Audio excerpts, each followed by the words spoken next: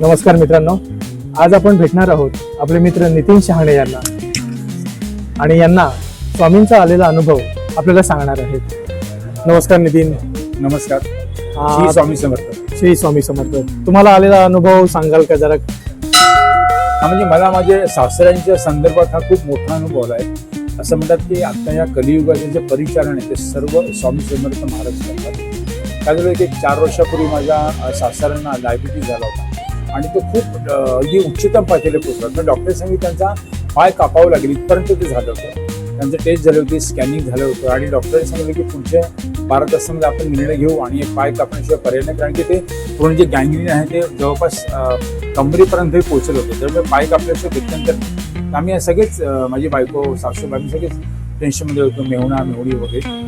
आणि त्याच्यामध्ये एक माझी मैत्रीण आहे सुवर्ण जोशी म्हणून, ज्या वसला साईनला राहतात, त्या ॲडव्होकेट आहेत मुंबई हायकोर्टामध्ये.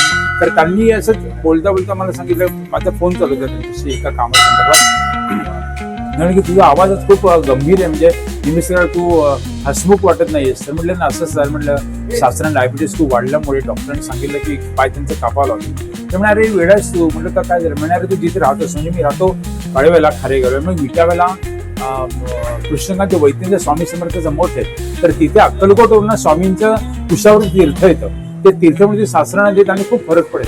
तर मला तर खरं आधी थोडं म्हणजे विश्वास नाही वाटला, पण तू एकदा माझा ऐक आणि प्रयत्न कर. मग तिने नंबर पण पाठवला त्या वैद्य साहेबांचा. मी त्यांना लगेच फोन केला, तर मग या तुम्ही कधी या तीर्थ घ्यायला. आणि मग मी तीर्थ घ्यायला गेलो लगेच त्या दिवशी रात्री, आणि त्यांनी सांगितलं की स्वामींचं नाव घ्या आणि सासऱ्यांना तीर्थ द्या.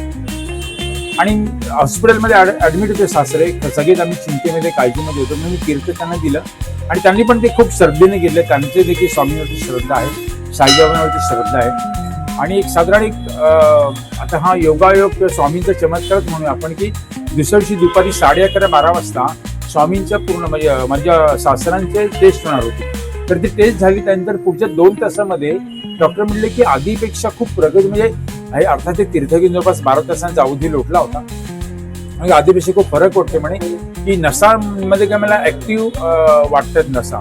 आपण परत 4 तासांनी परत आपण त्याचं स्कॅनिंग करू आणि संध्याकाळी 7 वाजता परत जेव्हा त्याचं एक्सरे आणि स्कॅनिंग केलं त्याच्यामध्ये म्हणजे आता प्रत्येकाच्या श्रद्धेचा विषय, परंतु असं आढळलं की आधीपेक्षा तो पायाचा ज्या ब्लड सर्क्युलेशन ते पूर्णपणे सुरू झालेलं आहे. त्यावेळेस डॉक्टर म्हणजे मी ब्लड सर्क्युलेशन थांबलं होतं, तर ते म्हणजे सुरू झालं नाही. तर आपल्याला अजून वाट बघणं गरजेचं आहे, कारण की या केसमध्ये जर ही पॉसिबिलिटी नसेल पाय काढण्याची तर आपण थांबणं वाट बघणं गरजेचं आहे. पण आम्ही अजून 12 तास दुसऱ्या दिवशी सकाळी 10 पर्यंत थांबलो आणि ते एकीकडे तीर्थ चालूच होतं. जर 4 तासांनी माझे सासरे तीर्थ श्रद्धेने घ्यायचे ते वगैरे. आणि दुसऱ्या दिवशी खरोखर आम्ही टेस्ट केली तर माहिती आहे, परंतु गँग्रीनचं प्रमाण जवळपास 30% खालती आलं होतं.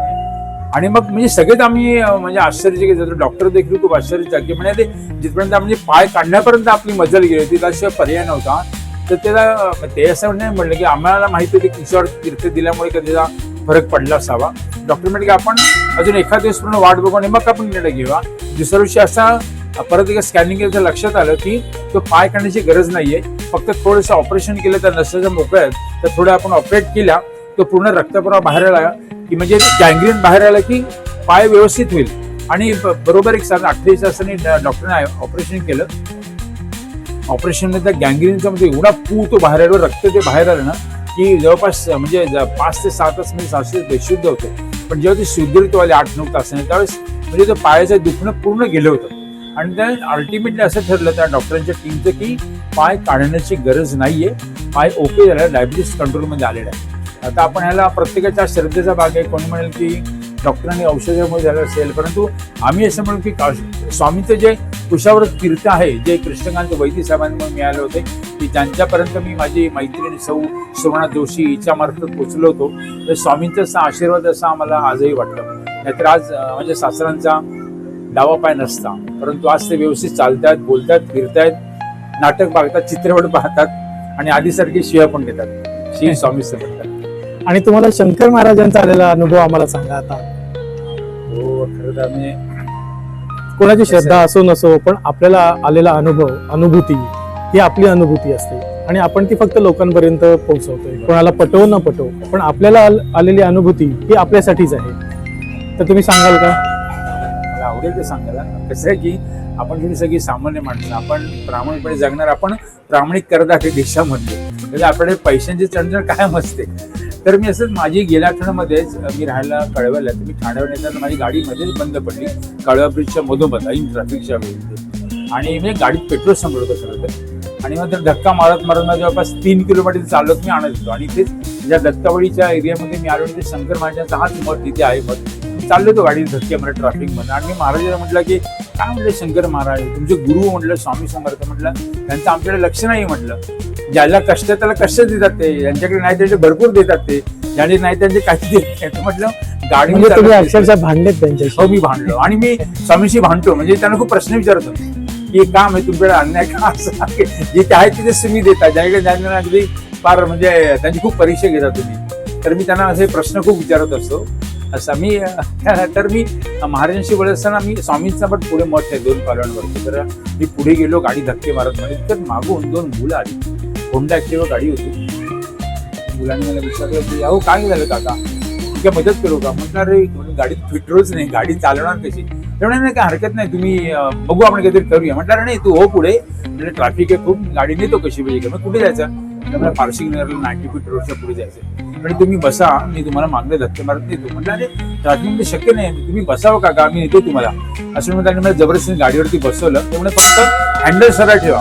आणि तो मुलगा, त्याच्या मागे एक लहान मुलगा होता सर, आणि तो पण 9-10 वर्षाचा असेल, आणि त्या दोघांनी ती गाडी माझी मागणं पुश करत करत ट्रॅफिकमध्ये वाट काढत काढत मला पार माझ्या घरापर्यंत सोसायटीपर्यंत पोहोचवलं. दरम्यान आमचा संवाद चालू होता. म्हणलं काय स्वामींचं असं आहे तसं, मी आपला टीका करत होतो वगैरे, आणि ते 2 मुलं हसत होती माझ्याकडे बघून वगैरे. तर मी उतरलो, तर म्हणे अहो काका असं काय नसतं, म्हणजे जगात चांगले माणसं खूप आहेत, त्यांच्यामध्ये जग चाललंय वगैरे, तुमचं पण खूप उत्तम होईल, स्वामी करतील तुमचे. तर काय म्हटलं स्वामीचं लक्ष नाही आपल्याकडे, म्हटलं. आणि मी असं मागे जाताना मागे वळून बघितलं, तर त्या मुलाच्या मागे जो लहान मुलगा होता, आता हा प्रत्येकाची श्रद्धा, मला त्या लहान मुलामध्ये शंकर महाराज हसत असं दिसला, म्हणजे थोडे केस आणि तो चेहरा. आणि मी क्षणभर परत मी मागे वळलो, आणि ते तोपर्यंत ते दोघं निघूनही गेले होते मी घरात जाईपर्यंत.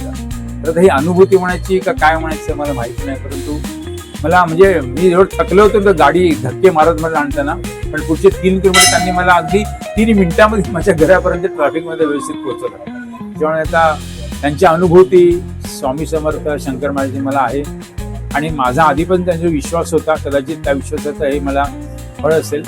माझी सेवा त्यांनी कदाचित त्यांच्या चरणाशी कबूल करून घेतली. श्री स्वामी समर्थ. श्री स्वामी समर्थ. तुम्हाला आलेली अनुभूती ही खूप चांगली, आणि तुम्ही आमच्याशी शेअर केल्याबद्दल धन्यवाद. धन्यवाद. मला संधी दिल्याबद्दल खूप खूप आभारी आहे. श्री स्वामी समर्थ. शंकर महाराज की जय.